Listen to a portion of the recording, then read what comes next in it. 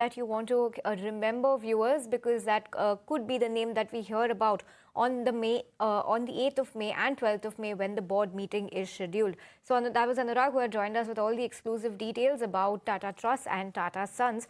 But from that, now let's pivot the conversation and get into a conversation with the management of Embassy Group. We have Mr. Jitendra Virwani, the chairman at Embassy Group, who's joining us on this show. And Mr. Virwani, good to be speaking with you on the day where the NCLT has quashed an order against you, so favorable for the company. But talk to us about what does this ruling change for the company's developments going ahead. We understand that this is in your favor, but give us a broader sense on this. Good afternoon, and thank you for having me. This ruling actually changes the doubt where there was a misinterpretation of a guarantee which was given by the erstwhile Indiabulls real estate company to Canara Bank for infusion of equity by one of their sister concerns. And unfortunately, it was misinterpreted in the NCLT as a corporate guarantee or financial guarantee, which actually this NCLT order has brought clarity to and brought the issue to rest. As far as business is concerned, during this period, the business ran successfully without any interference in it. But of course, during this unfair ordeal, we had our shareholders who unfortunately suffered a valuation loss.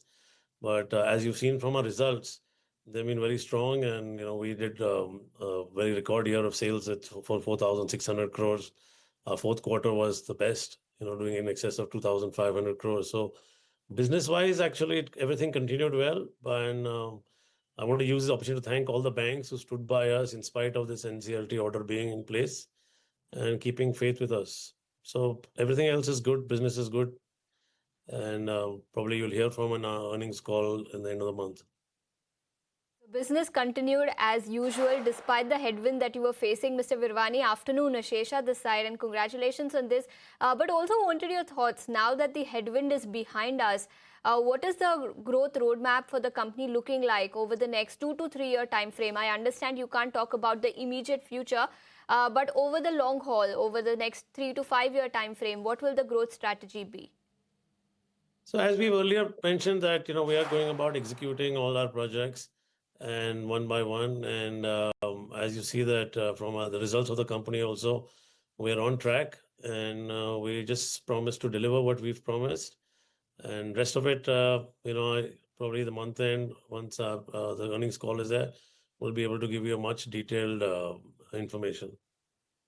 And if you can take us through the number of launches, the number of big launches that you have lined up in FY27, because I believe you already had a couple of launches in the fourth quarter. One of them was in Alibag and a couple of other new markets where you are entering into. So what will your expansion plan be, and many launches lined up in FY27, isn't it? Yeah, these things, you'll have to wait till the month end on our earnings call. We will give the detailed information. But right now, during this whole period, we've gone about continuing to do what we were supposed to do and launching all our projects, keeping all the numbers good. The sales have been really good. And I think, we've, besides, honestly, and our apologies to all our shareholders who've unfortunately lost a lot of valuation, which is, no fault of ours. But all we can do is say is that based on our execution skill sets and what we're doing, we promise to make up this value as time goes by, because everything in the company is on track and everything is doing well. Okay, on that note, Mr. Virwani, we'll let you go. Thanks so much for your time today. Viewers, let's refocus quickly and take a